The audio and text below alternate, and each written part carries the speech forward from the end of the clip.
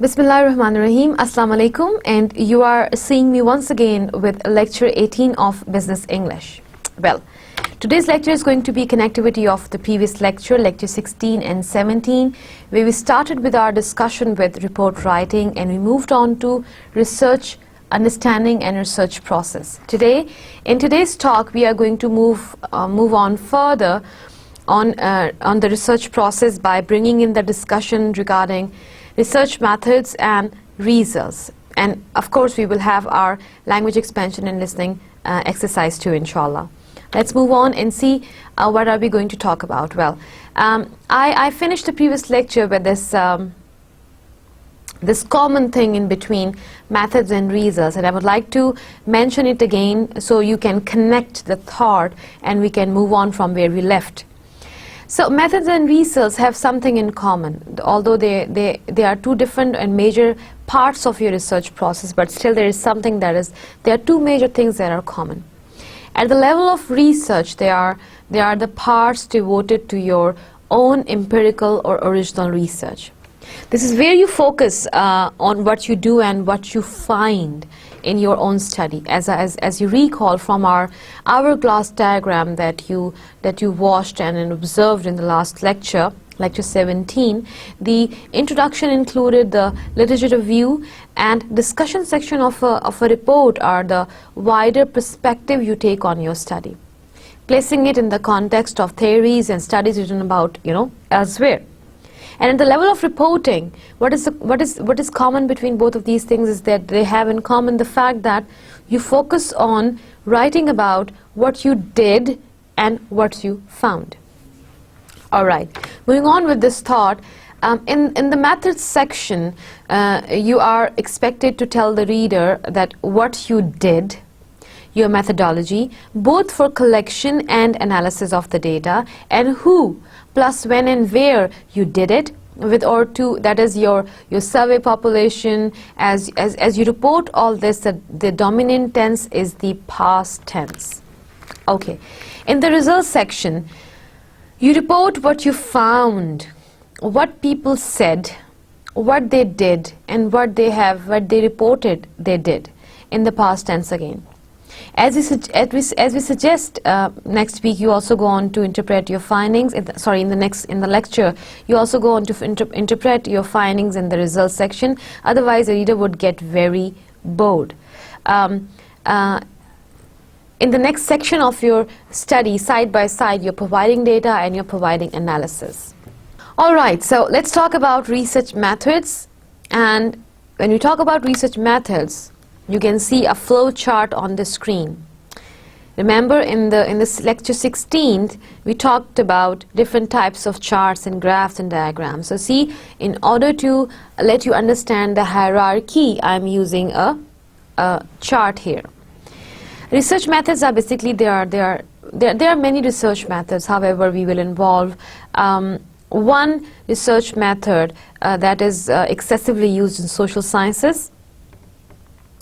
Research methods can be survey, observations, experimentations, ethnography, so on and so forth. However, if you talk about survey as a research method, it has several research tools. We can use a questionnaire that can be self-filled, computer-assisted filled, hand-delivered, or we can have interviews that can be face-to-face, telephonic interviews, interviews with individuals, and focus group interviews. Then we can have audio and video recordings as observations.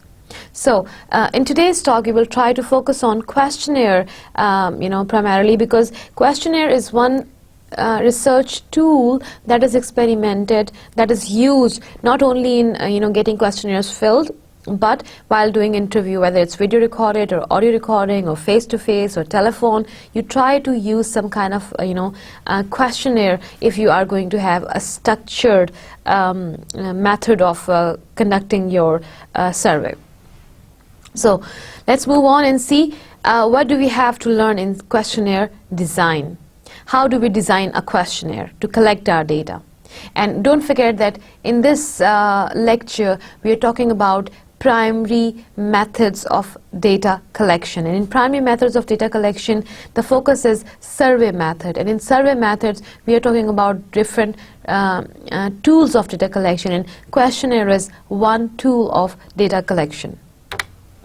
So, questionnaires in pure sciences, much of the data in clinical research is gathered using questionnaires or interviews. The validity of research depends on the quality of these instruments.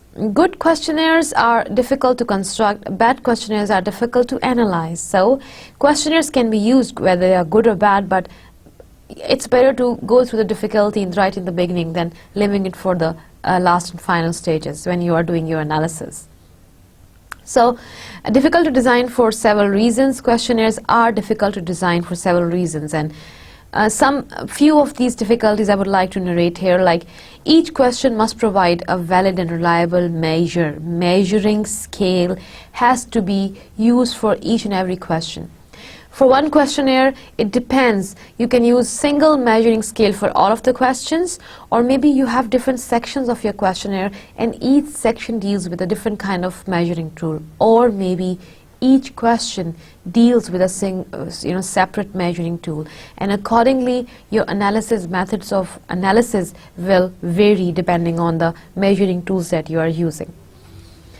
The questions must clearly communicate the research intention to be survey respondent. So your question should clearly tell the reader what kind of information do you demand, because at times you are sending questions through computers, through emails. At times you are sending it on postal address. At times you are not there physically to clear it to respondents to what do we mean by this question. And plus, even if you are there, it is going to be a hectic procedure, because when you are getting your questionnaires filled in, you normally have a big population to address, and you administer your survey your questionnaire on 50 people or 100 people or 200 people or maybe 300 people. If a question is ambiguous and it's not very clear, it means that you have to clarify it to 300 people if this is your sample size.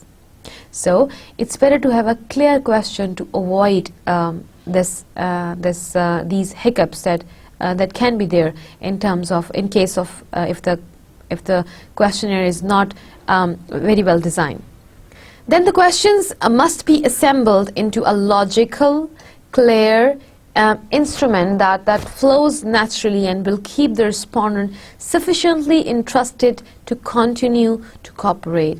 Your logical organization, the clarity that you embed inside the questionnaire and inside the questions, these two things are very important to keep your respondent interested and ongoing with the questionnaire, because sometimes respondents, when they find some question confusing, they stop it then and there. They don't answer that question, or they may skip that question and move on, or they may stop reading the question and they may not return it.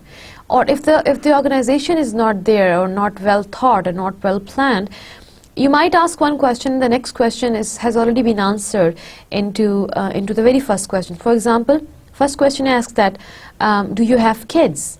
And you say yes. And the second question is asking, are you married?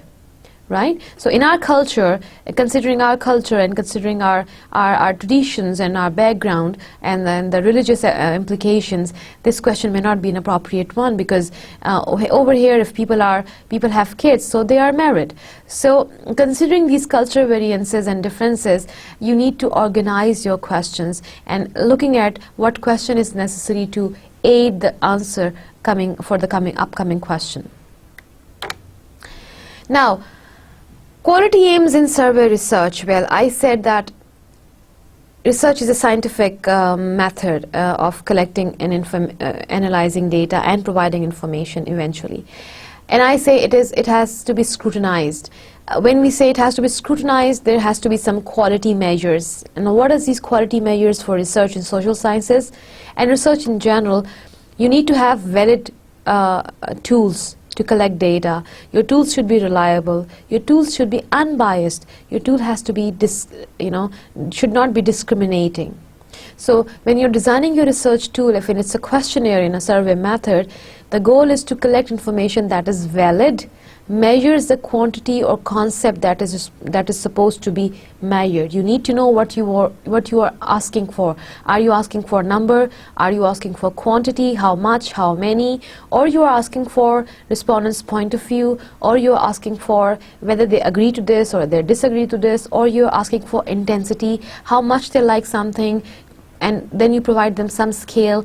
They like it from scale 1, scale 2, scale 3, scale 4, scale 5, and you define your scale of 10, define your scale of 50. So there are different scales already available. If you go and find out, the measuring scale for research tools are available and have already been designed and published. One very much used scale is Likert scale, that is often used for close-ended questions in surveys or in questionnaires. Then that find out and ensure that your measure is reliable, measures the quantity or concept in a consistent or reproducible manner. We talked about that your research has to be testifiable or testable or generalizable, so you need to measure it in a way. If it's close-ended and quantitative research with close-ended tools, then it needs to produce similar kind of results each time. However, it is very difficult to produce same, but yes, similar kind of results can be produced. It has to be unbiased.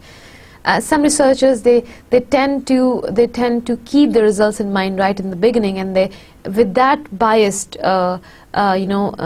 thoughts, they collect data. So they are eventually, what happens that though they are able to produce data, but this data is reflecting what they thought in the beginning. So they try to be biased regarding information and design their questions accordingly. Try to be unbiased. Try to give open options to your respondents so they can come up with the results that you may not be able to think about. So you are trying to capture the as much reality as possible. So it measures the quantity or concept in a way that does not systematically under or overestimate the true value. You try to capture the values that are there physically, instead of imposing your own and making them reflect your thinking. Then it can be discriminating, can distinguish adequately between respondents for whom the underlying level of the quantity or concept is different. So you may try to pick up a group of respondents who tend to answer the way you want them to answer. So try not to be discriminating when you are choosing your sample or population for data. Now, steps to design a questionnaire. How do we design our questionnaire? Well, write out the primary and secondary aims of your study first. First of all, before you practically design your questionnaire, write out the primary and secondary aims. What are the aims? Why am I designing this research tool? Write out concepts, information to be collected and that relates to these aims. Then go back to your major research questions and see for which question you are designing this research tool and what kind of data do you need. Write all those into headings or words or noun phrases, that this is what I am going to find out about. Now, review the current literature to identify already validated questionnaires that measures your specific area of interest. Try to look at all the possible information regarding those questionnaires or questions or different measuring tools that already have been used by people or they had been used by people collecting that sort of information. That will give you an idea what kind of questionnaire you can design or what is a good questionnaire for you to follow as a role model, and then you can add your own creativity into it. Compose a draft of your questionnaire. Your questions that you make in the very first instance cannot be your final questions. So keep on writing and rewriting and making drafts of your questionnaire until you are satisfied. Revise the draft, so you keep on revising and assemble the final questionnaire, and this may be your 10th attempt or your 20th attempt or your 50th attempt. Don't worry about it, because that is something very normal in the research procedure. Now let's talk about this step by step. Define the aim of the study. How do we define the aim of our study? Now we are talking about all these steps one by one. 6 steps one by one. So write out the aim and primary and secondary aims using one sentence per aim. Formulate a plan for the statistical analysis of each aim, how you are going to analyze each aim. Make sure to define the target population in your aims. Then the step 2 is that define the variables to be collected. Write a detailed list of the information to be collected and the concepts to be measured in the study. Are you trying to identify attitudes of the people, their likeness and dislikeness, their feelings, their behaviors, or you are trying to find out their needs, whether they want something or they need something, or their behaviors or their demographics, or their some combination of these concepts, whether maybe 1 or 2 or 1, 2 or 3 or 3 or 4. Translate these concepts into variables that can be measured. Define the role of each variable in the statistical analysis, whether it's a predictor or confounder or outcome. So if you're going to talk about attitudes, you need to design your variables. Am I going to talk about their likes or dislikes, or their comfort or their discomfort, or their motivation or their lack of motivation, or whatever I'm going to talk about? Define attitude further into variables that are going to be tested in the research tool. And then find out, once I know that these many people like this thing or these many people dislike this thing, how am I going to statistically analyze my data? Am I collecting yes or no's, or am I collecting the level to which they agree or the level to which they disagree? How I'm going to, once I get the results maybe of 200 respondents or 150 respondents, all these respondents will give me some results. How will I collect it? How will I analyze it? So try to figure out all these things right in the beginning before finalizing your questionnaire. Maybe you need to go back and revise some question for some kind of clarity, and because you're not able to find out or figure out how you are going to analyze it. So this process can enables you to modify, reorganize, rewrite, revise your questionnaire or your research tool. Well, review the literature. It always helps again in refining your draft. You review current literature to identify related surveys and data collection instruments that have measured concepts similar to those related to your studies aim that you are finding out. It saves development time and allows for comparison with other studies if used appropriately, and gives you practical knowledge of how and gives you models to how can you work on things. So if you're a novice researcher, your in-depth and detailed literature review is your best guide to train you for your research process. Proceed with caution if only using a subset of an existing questionnaire, as they may change the meaning of the scores. So contact the authors of the questionnaire to determine if a similar version of the instrument exists that has also been validated.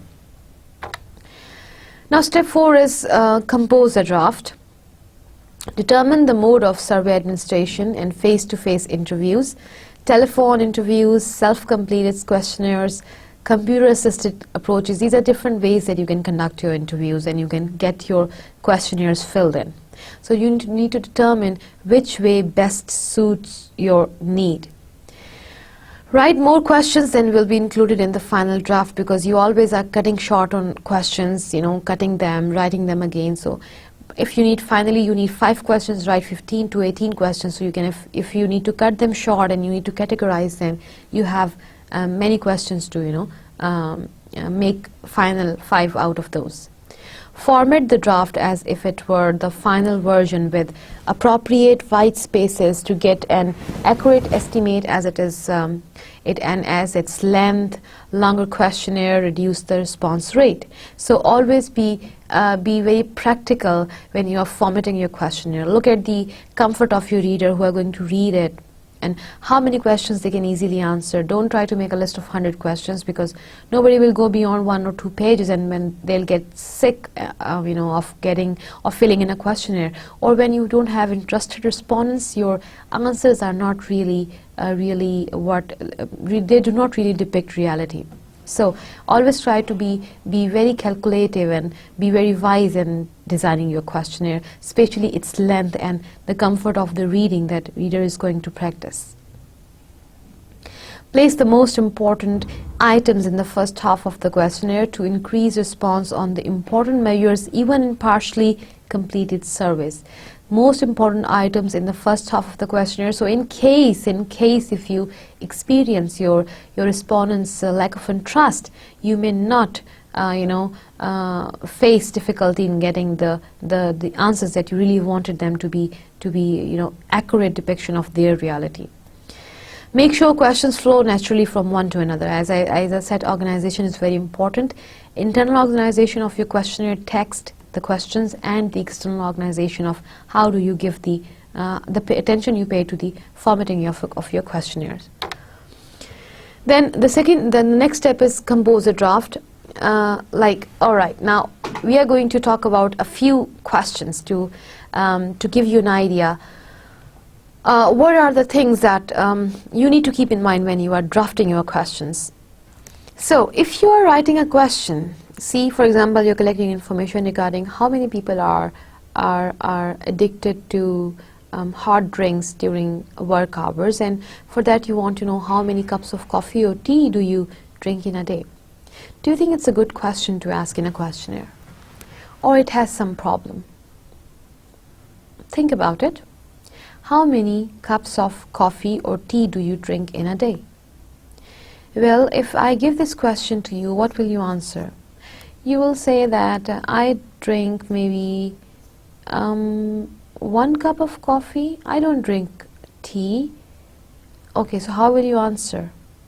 You need to have some measure to answer. So ask for an answer in only one dimension.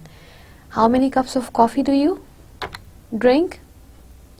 Separate the question into two. And how many cups of tea do you drink? So whatever answer you will have, it will help you focus on the target that you wanted to achieve.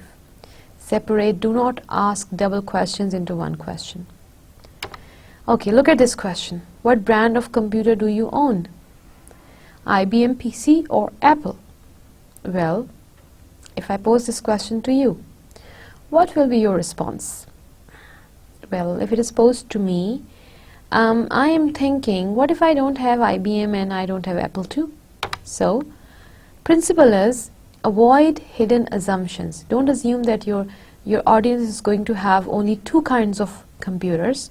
Make sure to accommodate all possible answers. So, solution is make each response a separate dichotomous item. Do you own an IBM PC? Yes or no? Do you own an Apple computer? Yes or no? Or add necessary response categories and allow for multiple responses, like what brand of computer do you own? Circle all that apply. Do not own computer. I have IBM PC, I have Apple, or any other. So you're trying to explore any possible reality that can be there. So you need to open up your mind, and how will you open up your mind? When you read about things, when you think hard about things. Look at this question. Have you had pain in the last week? Never, seldom, often, very often. What kind of problem is there in this question? Well, if I ask this question to you, what you are going to answer? But if it is asked to me, my answer can be, have you had pain in the last week? Yes, I had. No, I did not. How am I going to talk about these never, seldom, often, very often? It does not talk about these. How many times you have had pain in the last week. So the principle is make sure question and answer options match. So solution is reword either question or answer to match the options. How often have you had pain in the last week? Never, seldom, often, or very often. Or if you're using have you had, then your answer options can be yes, no, or I don't know, or any other thing. Now look at this question. Where did you grow up? Country, farm, city. What is wrong with this question? Well, the principle is avoid questions having non-mutually exclusive answer. Design the question with mutually exclusive options. Where did you grow up? House in the country? Or farm in the country? Or city? Because maybe I grew up in a farm inside country or in a city inside country, and I want to, tick on both of them, and I'm supposed to check only one answer. So always try to go for mutually exclusive options. Look at this question. Are you against drug abuse? Yes or no? What is wrong with this question? Well, something that is wrong with this question is that principle is write questions that will produce variability in the response. Don't try to put answer in the respondent's mouth. Solution: eliminate such questions. And because abuse, drug is an abuse, and it's a kind of negative activity. So if you're asking somebody, well, are you against drug abuse? Maybe that the person is not against drug abuse, but since it's a negative thing in the society, everybody will say yes. So what you are doing, you're designing your question in a way that your answer will be yes all the time. Maybe you're trying to get the reality. Some people who are really not against drug abuse, you want to know about it. So you need to rephrase your question in a way that you are not putting your respondent directly in a situation where he or she gets reluctant in coming up with the true response. So try to design the situation in a way that you get the response, but it is not putting your respondent in a difficult situation where he or she is afraid of society or taboos or traditional limitations that are there in each society. Look at this question. Which one of the following do you think increases a person's chance of having a heart attack the most? Check one only: smoking, being overweight, and stress. Well, what if I think that person who is overweight, and if he takes stress, there are more chances for him to have a heart attack than the person who is only overweight or who has only stress? So I am in trouble. How do I answer this question? Or maybe when this questionnaire is handed over to people, what they come up with different answers, and then I have to redefine the measuring scale of my question, and that is going to be an extra work that I need to do. So why not do I design my question in a way that I don't get into any trouble? You recall what I said in the beginning of the talk, that good questions are easy to are hard to make, but bad questionnaires are hard to analyze. So let it be hard in the beginning to make instead of being hard in the end to be analyzed. So the principle is encourage the respondents to consider each possible response to avoid the uncertainty of whether a missing item may represent either an answer that does not apply or an overlooked item. So the solution can be, which of the following increases the chance of having a heart attack? Smoking: yes, no, don't know. Being overweight: yes, no, don't. So you are providing with the possible opportunities to respondents to think and come up with as many realities as possible. Look at this question. What is wrong with it? Do you currently have a life insurance policy? Yes. Or if no, go to question number 3.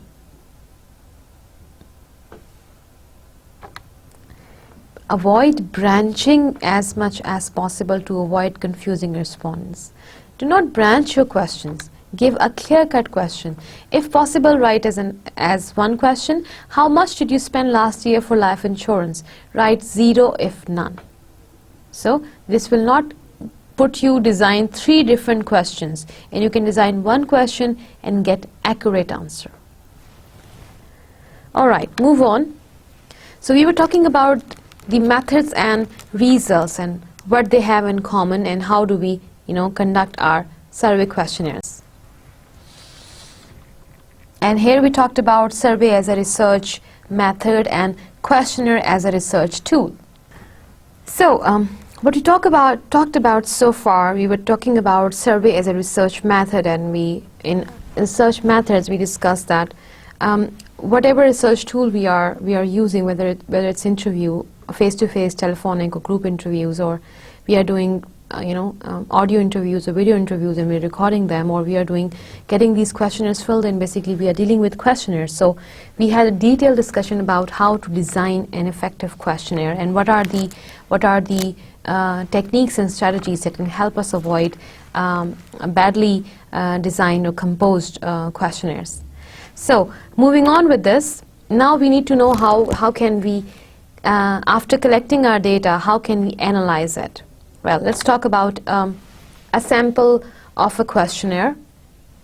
Suppose if this is your sample questionnaire with 5 questions, look at the questions. These are some sample questions. Are young people influenced to smoke due to peer pressure? Second question. Is smoking adopted as fashion by the young generation? Do you do advertisements and attractive product packing play a role in increasing smoking? Is smoking a way for young people to relive academic and social stress? Is smoking done to impress the opposite gender? Suppose I'm using a very basic scale, very basic measuring scale for answers is that is yes, no, and don't know. All right. Are young people influenced to smoke due to peer pressure? And my answer is yes, or my answer is no, or my answer is don't know.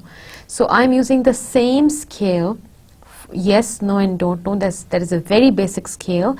What we use are the complex scales, maybe intensity, because maybe we already have this idea that yes, young people are influenced to smoke due to peer pressure, and we want to know how much. So we have another scale. We want to know how many people agree with each one of these scales, right? So when I design this questionnaire, each one of my question has these options there, and on the top of it, I give my instructions for my respondents to fill in the questionnaire accordingly. Now, please always remember that a questionnaire usually has 4 sections. These sections may be not visible to readers, but the author, the one who has designed the question, knows these sections. It has a profile section where you ask your respondents their name. If it is a variable, you want to know their gender, you want to know their age, you want to know which ethnic group they belong to, you want to know whether they are graduates or they are undergraduates. So anything that you want to know about your respondent goes into your profile section, and you write it over there, and that is usually the top of your questionnaire, where there are 3 or 4 or 5 things are written, and you make your respondents to check them. So when you have these questionnaires back, you have their profile with you. The second part is basically the instruction section. That is usually a line or a phrase where you instruct your readers how do you want them to reply. You tell your readers that please encircle one option. That means there are many options given, and your respondents are to encircle one option. Or you tell them check the right answer. You want them to make draw a tick mark on the right answer. Or you tell them to check as many as are true to your answer. So maybe there are 10 options in an answer, and you want to choose them as many as they want. Or you tell them to provide your answer in the order of priority. So there are 10 options. You want them to number them 1, 2, 3, 4, 5, 6, 7, and 10. So you want to check their priority. So there are different ways that you want your questions to be answered, and you can have only one instruction for your questionnaire if the same method goes and is applied to all the answering procedure, or if for each question if you have a different kind of measuring scale, well, your instruction may vary. So third section is of a questionnaire itself. You have different question items, maybe 5, maybe 10.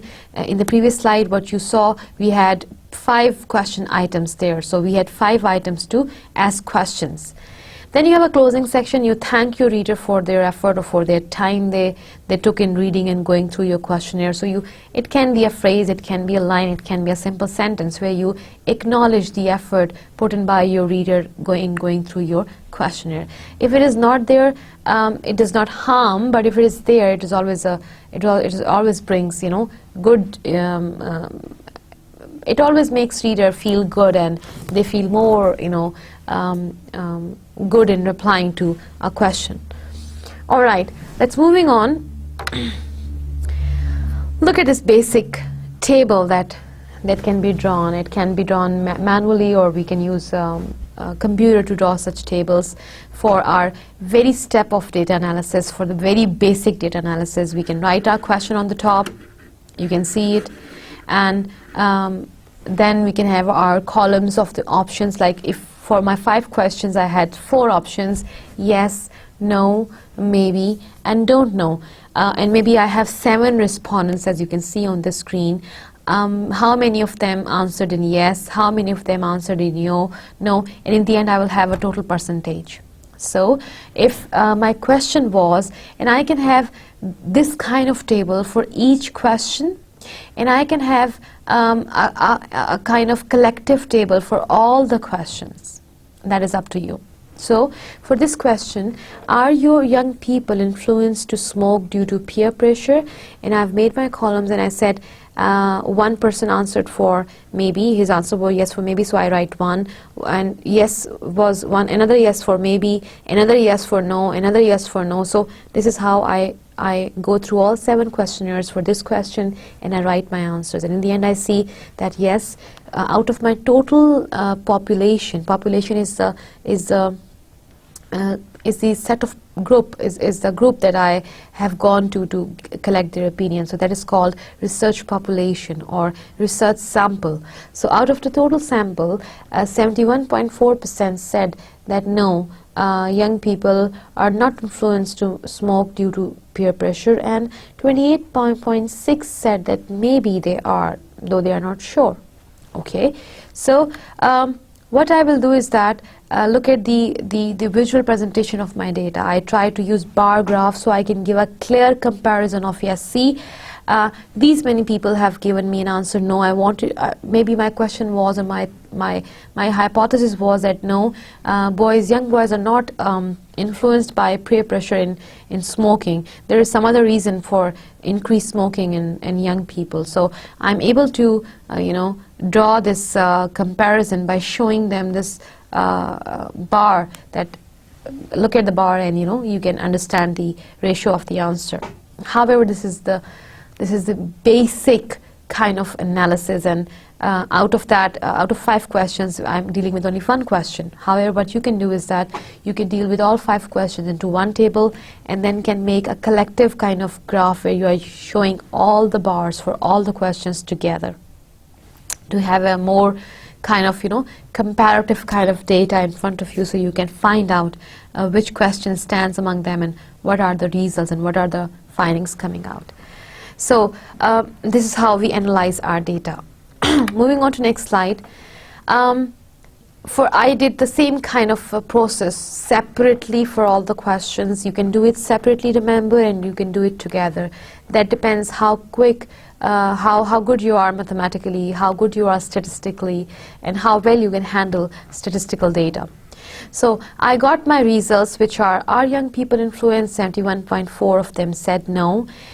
Is smoking adopted as fashion by the young generation? 100% of them. Like I got 7 respondents, which is a you know, model sample size. This normally for these kind of questionnaires, sample size is 100 or 150 or 200 questionnaires. So just to give you an idea, 100% of my respondents said that yes, smoking is adopted as fashion.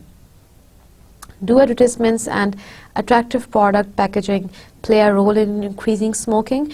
85.7% said yes. Is smoking a way for young people to relieve academic and school stress? 50% said yes, and 50% said maybe. So is smoking done to impress the opposite gender? And 42.8% said no. All right, so now I got my data, I got my analysis done, and I got my findings. What do I do with them? It's the time to report your findings, and here comes in the process of report writing. However, in your report, you do not only write the results, you start from the beginning, where you started with the problem, the kind of process you went through, the methods you chose, the methods you applied, the methods you used to analyze your data.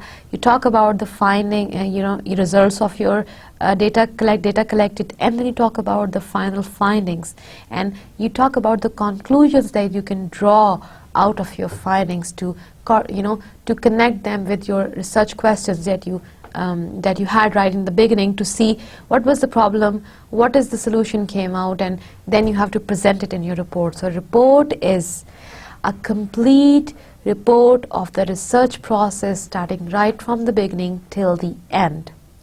So now if I'm going to, for example, if I need to write down the results of my data, how am I going to write them down? I will write them in a way where some finding will come out. I already have my results with me. This is my results, but I need to have some finding. So what is the conclusion? I will think about it, looking at these results, and then my findings will emerge out of it. Now, look at this memo kind of report. It's a very short report based on this short segment of a questionnaire, and this can be called a memo report. We know that there are three types of report: memo report, letter reports, and manuscript reports. Manuscript reports are the longer version of the report writing. There we have many pages inside. So if I want to report this section only, how will I do that? I can write that a survey has been conducted to collect data about the reasons behind underage smoking in Islamabad, and a close-ended questionnaire with 7 question items was designed to collect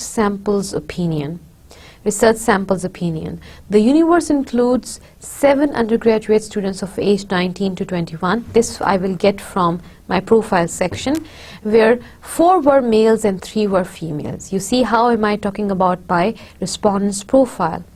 The questionnaire inquires about the 7 different possibilities assumed by the researchers. The result depict that 71.4% people believe that young people are not influenced to smoke due to peer pressure. Alright, so this is how you talk about your results, and you give your results and write them in a way that your readers are able to come up with conclusion, with some kind of finding by the end of your talk that you have given and you have presented on the paper.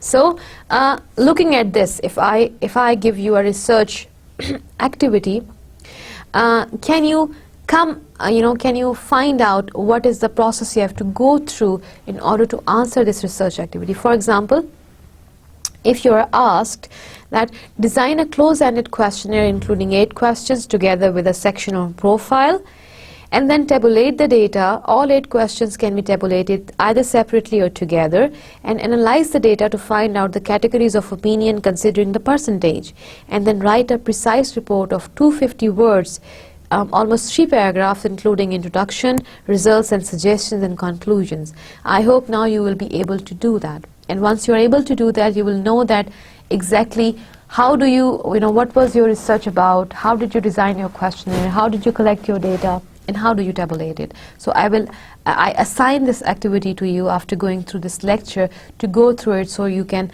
apply the knowledge that you have received out of it. All right. Excuse me.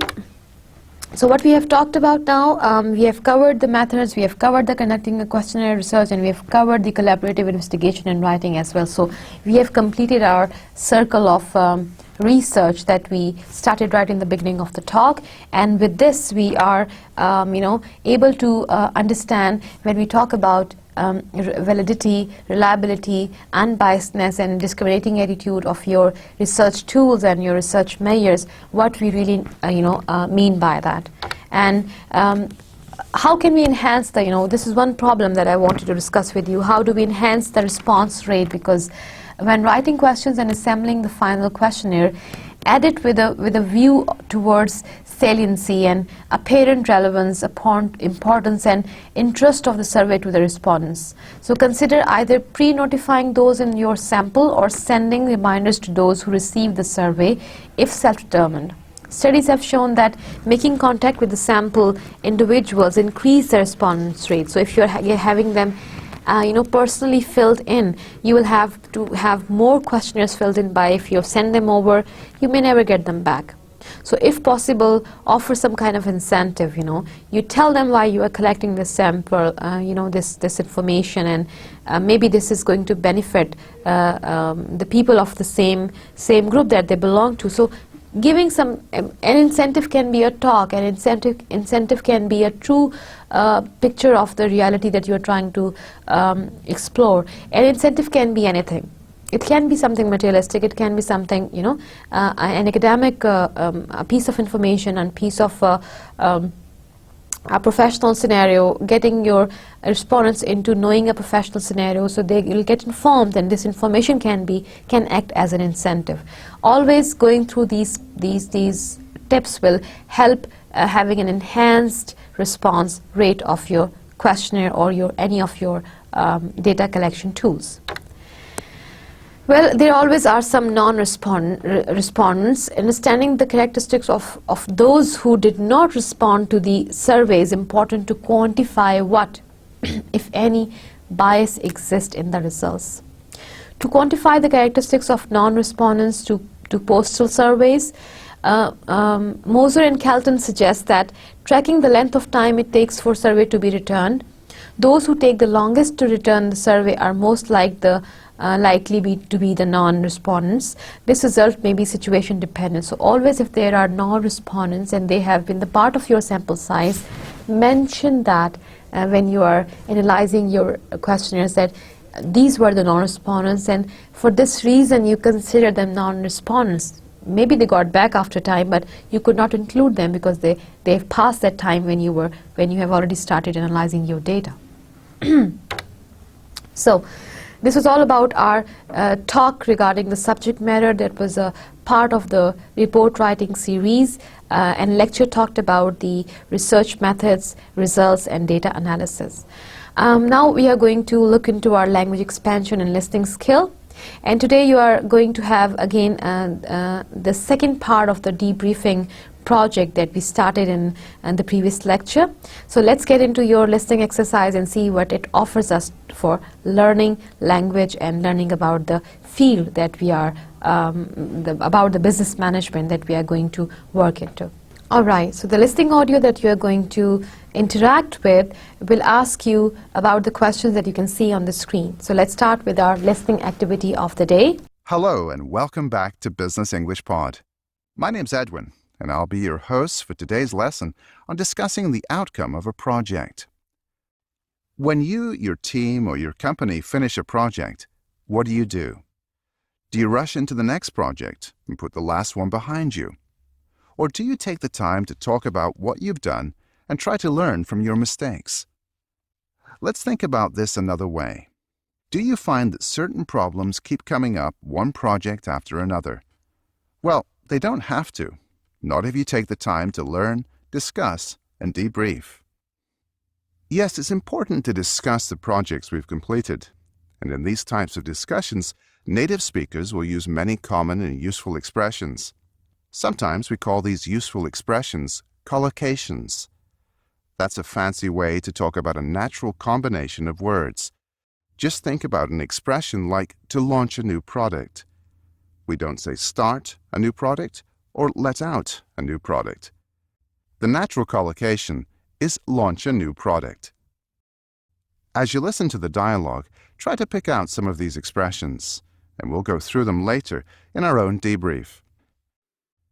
In the dialogue, we're going to rejoin Dean and Michelle, whose company has just finished a project to expand a manufacturing plant. In our last lesson, they talked about some of the successes and delays in the project. Today, we'll hear them talk about how to resolve some of the problems they experienced. As you listen, try to answer the following questions. 1. What is Dean's main concern about the problem with City Steel? 2. What was another contributing factor in project delays? 3. What does Dean suggest to Michelle about how to do things better?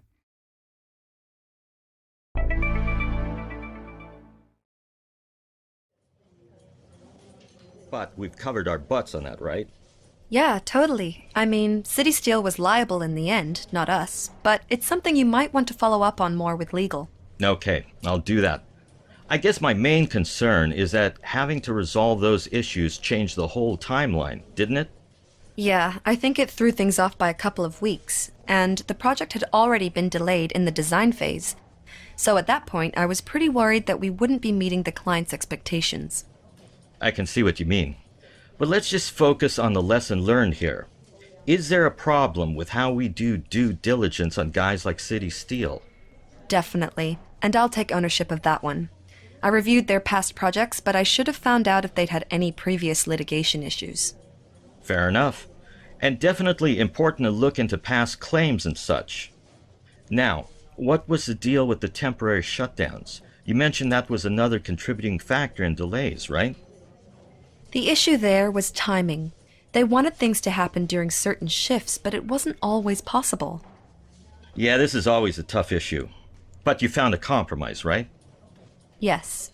I mean, their noses were a bit out of joint, but we managed to work around their schedules most of the time. Okay.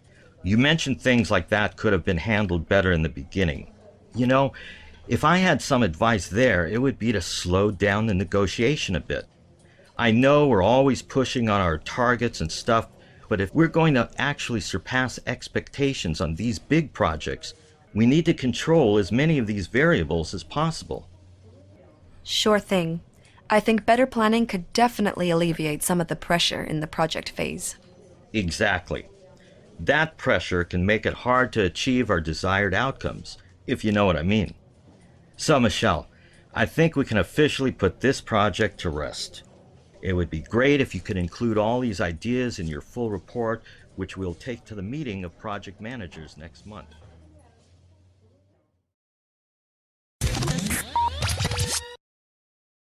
Now let's go through the dialogue again and look at the collocations Dean and Michelle used in their discussion.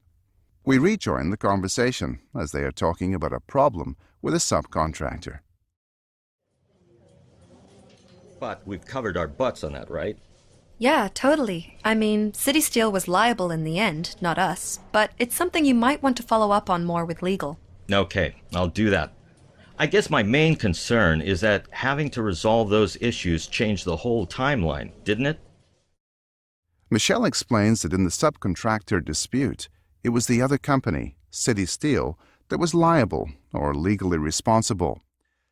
Dean agrees to follow up or discuss further with the legal department. But he has another main concern or worry. His concern is that the project timeline was changed because they had to resolve those issues. We commonly use the word issue to mean problem, and when we resolve an issue, we are solving the problem. Let's try some more ways of using this common expression. Our client has asked for a meeting to resolve the issues around payment terms. The guys in tech support helped me resolve the issue with the new software. Now, let's hear Michelle explain some of the issues with the timeline. Yeah, I think it threw things off by a couple of weeks, and the project had already been delayed in the design phase. Michelle explains that the issue with City Steel threw things off by a couple of weeks. When we talk about project timelines and say that things were thrown off, we mean that they were delayed. And just as Michelle has done, we usually mention how long things were thrown off. Let's practice this collocation with a short dialogue.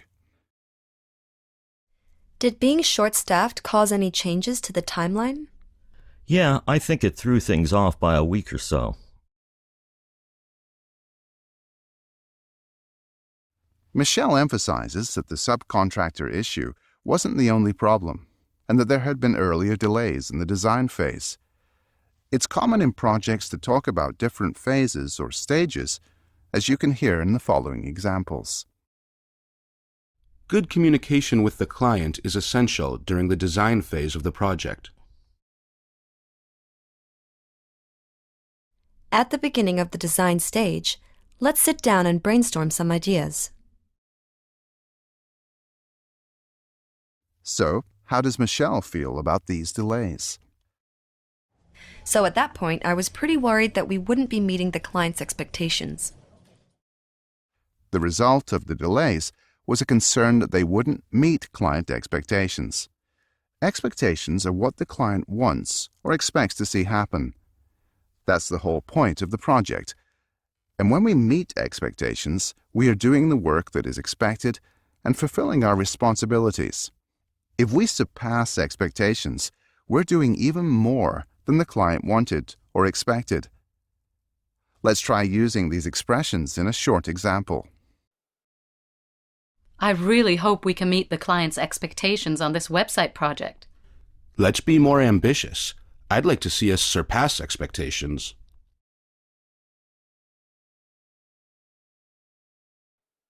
Now, let's hear how Dean responds to Michelle's concern.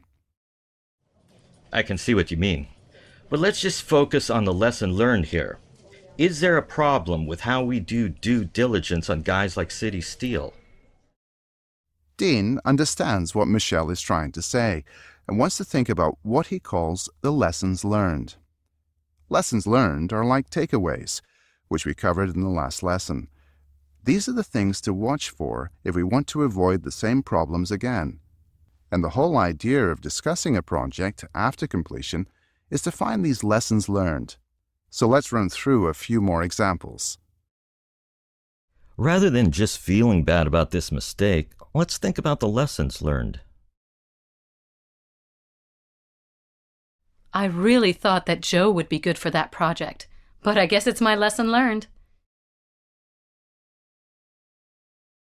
Now, in trying to figure out what the lesson learned is, Dean wonders if it is about how they do due diligence on subcontractors. Before you sign a contract with a person or a company, it's important to look into their history, background, and performance. This is called doing due diligence, and if we don't do good due diligence, sometimes we run into problems, as Dean is suggesting. How else can we use this expression? Let's practice a few more ways. My due diligence on the company didn't turn up anything to be worried about. It's a good idea to call past clients as part of your due diligence on someone. So, does Michelle agree that there's an issue with due diligence? Definitely, and I'll take ownership of that one. I reviewed their past projects, but I should have found out if they'd had any previous litigation issues. Not only does Michelle agree, she accepts responsibility for the failure, or as she says, she'll take ownership of the problem. Taking ownership of something in this context doesn't mean that we are making a purchase. In a situation like this, it means to take responsibility for a mistake. Let's hear how this expression can be used. Is someone here going to take ownership of that poor report? Yeah, that was my fault. I'll do a much better proofreading job in the future.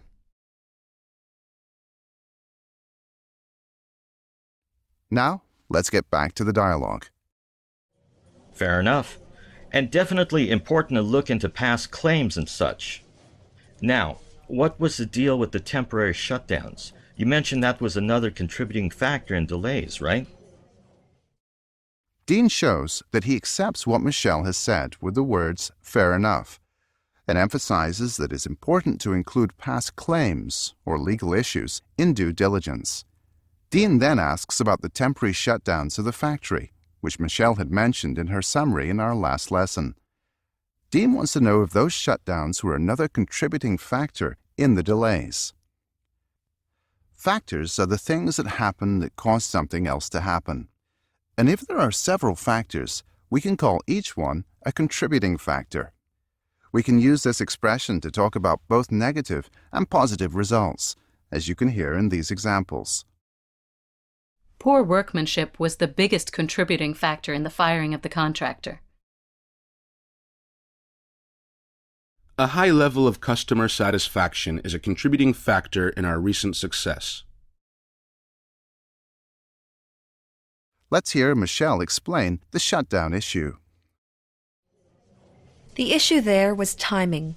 They wanted things to happen during certain shifts, but it wasn't always possible. Yeah, this is always a tough issue. But you found a compromise, right? The problem with the shutdowns, as Michelle says, was timing. In other words, it was when the shutdowns would happen. The client wanted shutdowns during certain shifts. A shift is basically a period of work, and Michelle explains that it wasn't always possible to time the shutdowns as the client wanted. Dean understands that it's a tough issue and wants to confirm that Michelle found a compromise. A compromise is a solution that partly satisfies both parties or people, and we can say we find a compromise when we decide on this kind of solution. Let's go through some more ways of using to find a compromise. After 3 months of tough negotiation, the two parties finally found a compromise. The designers had to find a compromise between beauty and safety. So, did they find a compromise? Yes. I mean, their noses were a bit out of joint, but we managed to work around their schedules most of the time. The simple answer is yes, they found a compromise. But Michelle points out that the client's noses were a bit out of joint. This is a common idiom that means that someone is upset or angry. Still, Michelle says that they were able to work around the client's schedules.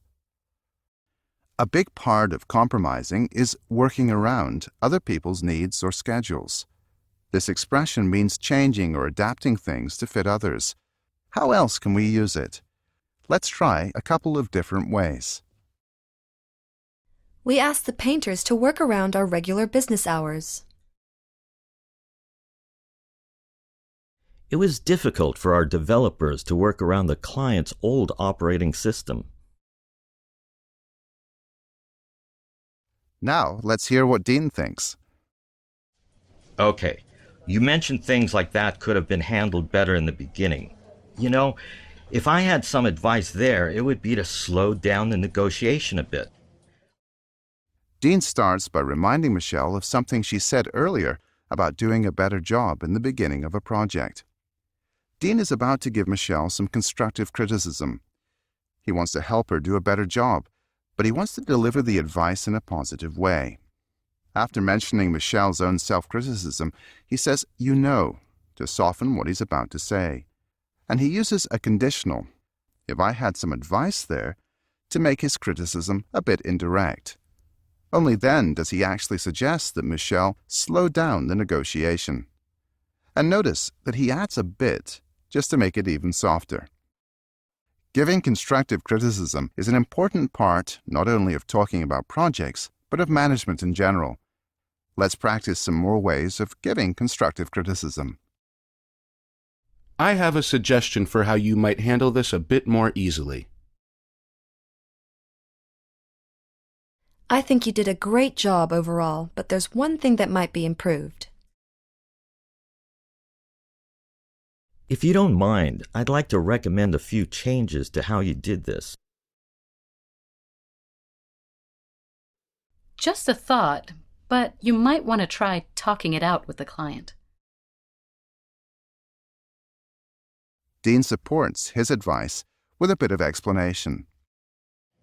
I know we're always pushing on our targets and stuff, but if we're going to actually surpass expectations on these big projects, we need to control as many of these variables as possible. Notice that Dean uses the expression surpass expectations, just like we heard a bit earlier. And Dean's point here is that to surpass expectations, or do a great job, they need to control variables. He's talking about the issue of shutdowns. In this case, that's one variable, or a possible factor that affects the success of the project. Every project has a lot of variables, and we control or manage these variables to run smooth projects. Let's go through some more ways we can talk about controlling variables. We're going to go over budget if we don't control the variable of costs better. Controlling variables that might cause delays is the job of the project manager. Next, we hear Michelle agree with Dean's suggestions. Sure thing. I think better planning could definitely alleviate some of the pressure in the project phase. Exactly. That pressure can make it hard to achieve our desired outcomes, if you know what I mean. In Michelle's words, planning can help alleviate pressure. Pressure is stress and difficulty, and alleviating pressure means reducing it. And as Dean explains, that's important because pressure makes it hard to achieve the desired outcomes. The word outcomes refers to the results or the things that happen from an activity, such as a project or a meeting. Outcomes can be positive or negative, and the ones that we actually want to see are called desired outcomes. What are some other ways we can use this expression? Let's try a few more. I'd like to add improved communication to our list of desired outcomes on this project. We not only met our desired outcomes, but we did it in half the estimated time. Now, let's hear how Dean finishes the dialogue off.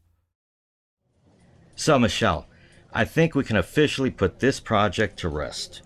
It would be great if you could include all these ideas in your full report, which we'll take to the meeting of project managers next month. As Dean draws the discussion to a close, he says that they can officially put the project to rest. We can also say put something to bed. Both collocations mean declaring the end or completion of something, just as Dean is doing, and just as you can hear in these examples. Before we put this project to bed, let's have a meeting to discuss how it went.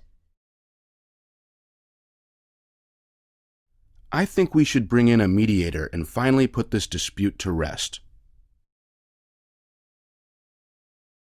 So, they've put the project to rest, but we're not quite ready to put this lesson to bed yet.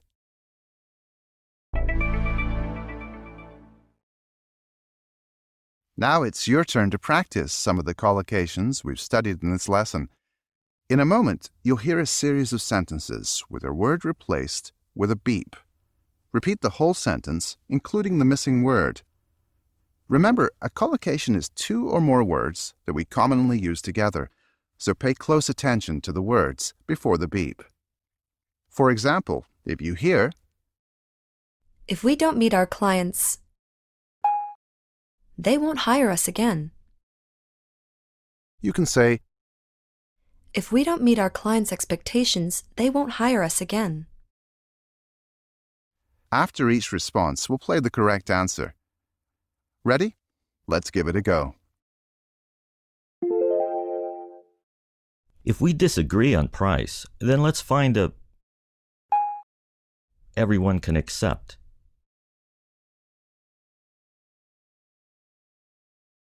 Answer. If we disagree on price, then let's find a compromise everyone can accept.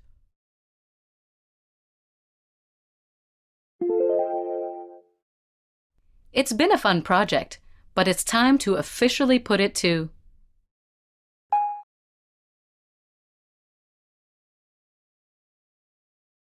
Answer.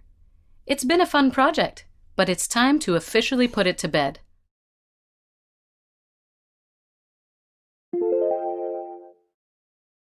Paula did a good job of resolving with the network.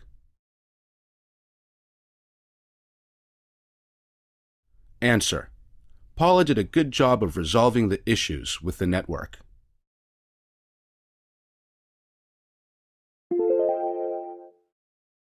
Customers appreciate it when a company takes of its mistakes. Answer. Customers appreciate it when a company takes ownership of its mistakes.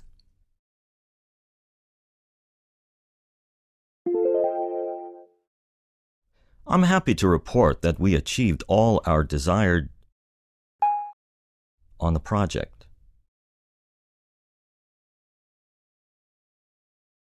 Answer. I'm happy to report that we achieved all our desired outcomes on the project.